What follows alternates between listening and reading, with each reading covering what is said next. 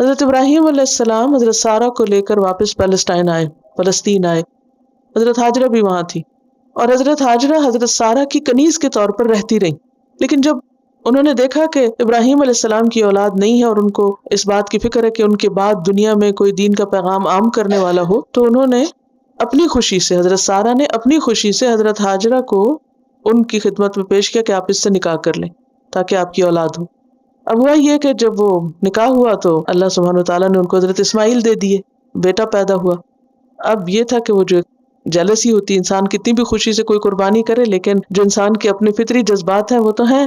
اور یہ صرف وہاں نہیں، نبی صلی اللہ علیہ وسلم کی جو ازواج مطہرات تھیں ان کے درمیان بھی باہم کچھ نہ کچھ چلتا رہتا تھا، کیونکہ کوئی کتنا بھی نیک ہو، بڑا ہو، لیکن انسانی جذبات بہرحال اپنا کام کرتے رہتے اور اپس اینڈ ڈاؤن زندگی میں آتے رہتے.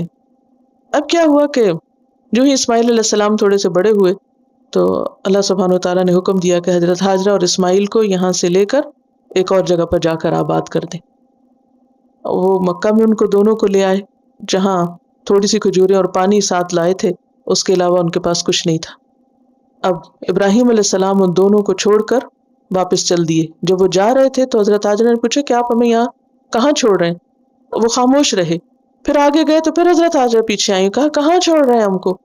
پھر خود ہی بولی کہ کیا یہ اللہ کا حکم ہے، کیونکہ انہیں پتا تھا کہ میرے شوہر اللہ کے حکم کے آگے کوئی دوسری بات نہیں دیکھتے، تاکہ کسی بھی قربانی سے گریز نہیں کرتے. تو وہ جب وہاں سے جانے لگے تو حضرت ہاجرہ نے کہا کہ اگر یہ اللہ کا حکم ہے تو وہ ہمیں کبھی بھی ضائع نہیں کرے گا. اگر آپ اللہ کی خاطر نکل رہے ہیں تو وہ ہمیں ضائع نہیں کرے گا، وہ ہمارا ضرور بندوبست کرے گا. بہرحال کھانا پانی ختم ہوا. حضرت ہاجرہ پریشان ہوئی کیونکہ حضرت اسماعیل پیاس سے بلک رہے تھے. تو پانی کی تلاش میں وہ پہلے صفا کی طرف گئی، اس پہاڑی پہ چڑھ کے آس پاس دیکھا کہ کہیں اور کوئی پانی ہو تو وہاں سے جا کے بچے کے لیے پانی لاؤں. کہیں نہیں تھا. وہاں سے نیچے اتری تو دوسری طرف دوسری پہاڑی مروہ کے اوپر جا کے چڑھی اور دیکھا کوئی پانی نہیں تھا. بہرحال وہ کبھی مروہ پہ چڑھتی، کبھی صفا پہ چڑھتی، اور اس طرح وہ اس دوڑ میں لگی رہی کہ بچے کے لیے کچھ پانی لائیں، اور بچے کی چیخ پکار بھی ساتھ ساتھ سن رہی تھی. تھوڑی دیر ہوئی تو بچے کی چیخ پکار بند ہو گئی. تو انہوں نے محسوس کیا کہ شاید کچھ ہو گیا اس کو. بہرحال تیزی سے بچے کی طرف دوڑی. جب آ کے دیکھا تو وہاں تو پانی تھا. تو پتہ چلا کہ جبریل علیہ السلام نے اپنے پر کی ٹپ ماری زمین پر اور پانی وہاں سے نکل آیا. تو حضرت ہاجرہ نے پانی کو روکا اور کہا زم زم. زم زم کا مطلب ہے کہ رک جاؤ، اسے کنٹین کر رہی تھی. تو نبی صلی اللہ علیہ وسلم نے فرمایا کہ اگر ہماری ماں ہاجرہ اس کو نہ روکتی تو یہاں پانی کا دریا چلتا. لیکن بہرحال انہوں نے جب اس کو روکا تو وہ اسی جگہ پر رک گیا اور ایک کنویں کی شکل اس نے اختیار کی لیٹر آن.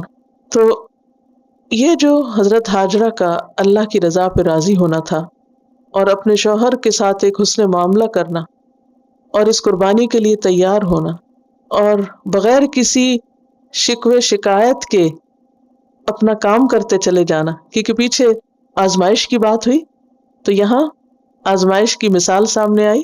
اور آزمائش پر صبر کرنے پر عملی رحمتیں جو آتی ہیں، یعنی جو وعدہ اللہ نے کیا ہے کہ ایسے لوگوں پر رحمتیں نازل ہوں گی اور نوازشیں ہوں گی، اس کا عملی نمونہ اس آیت میں بتا دیا گیا کہ دیکھو کہ کس طرح اللہ نے اس خاتون کی بھاگ دوڑ کو قبول کیا، اس کے صبر کو، کیونکہ شوہر کے بغیر رہنا، نان نفقے کے بغیر رہنا اور بالکل ایک ویرانے میں رہنے کو قبول کر لینا صرف اس بات پر کہ یہ اللہ کا حکم ہے تو میں راضی، تو اس پر اللہ نے دنیا میں ہی ان کو قبول کر لیا. اور جہاں وہ چڑھی تھی انہیں کیا کہا گیا؟ شاعر اللہ. اللہ نے ان کو اپنی نشانیاں قرار دیا، یعنی ان کو پسندیدہ مقامات قرار دیا. حالانکہ وہ کیا تھا؟ ایک عورت کی دوڑ تھی.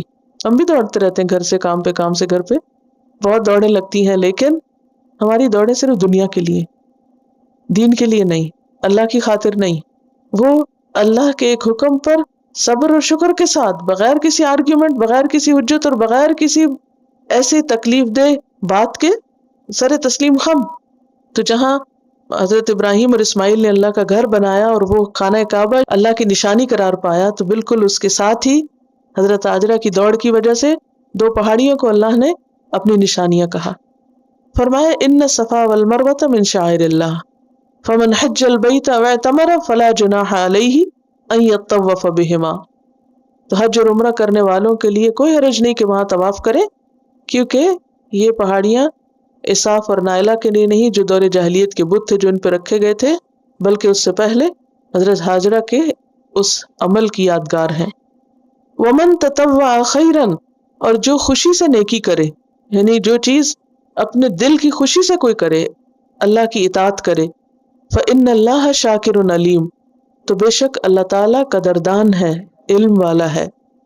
یعنی اللہ کسی کی نیکی کو ضائع نہیں کرتا، کسی کی کوشش کو ضائع نہیں کرتا، وہ کسی کی قربانی کو رائیگاں نہیں جانے دیتا، وہ قبول کرتا ہے. اور اللہ عمل کرنے والے کو اس کے عمل سے بڑھ کر دیتا ہے. یہی ہے اللہ کا شاکر ہونا. یعنی اللہ شکر گزار ہے نہیں، بلکہ کیا مانے؟ قدردان ہے. شکر اصل میں کیا ہوتا ہے؟ کسی کی نیکی کو ایکنالج کرنا، اس کا اعتراف کرنا، یعنی کہ اللہ کی طرف سے اگر ہو اور بندوں کی طرف سے ہو تو اللہ کی نعمت کا اقرار کرنا اور پھر عمل سے اس کا اظہار کرنا. تو اللہ سبحانہ و تعالیٰ بھی پھر قدردانی کے بعد کیا کرتے ہیں کہ اس پر ایک نیکی کا اجر 10 گنا تو کم از کم دیتے ہیں، بعض اوقات 700 گنا بھی دیتے ہیں، اور بعض اوقات اس نیکی کو لوگوں کے لیے ایک نمونہ بنا دیتے ہیں کہ آنے والی نسلیں اس کی یاد تازہ کرتی رہیں. اور علیم کا مطلب یہ ہے کہ اللہ سب کچھ جانتا ہے، کیا کس کے دل میں ہے، کون کس جذبے سے کام کر رہا ہے، کون کیسی کوششیں کر رہا ہے، سب اس کو معلوم ہے. ان الصفا والمروة من شعائر اللہ فمن حج البيت أو اعتمر فلا جناح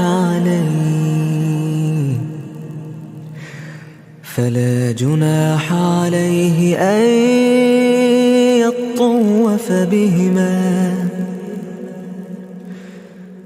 ومن تطوع خيرا فإن الله شاكر عليم.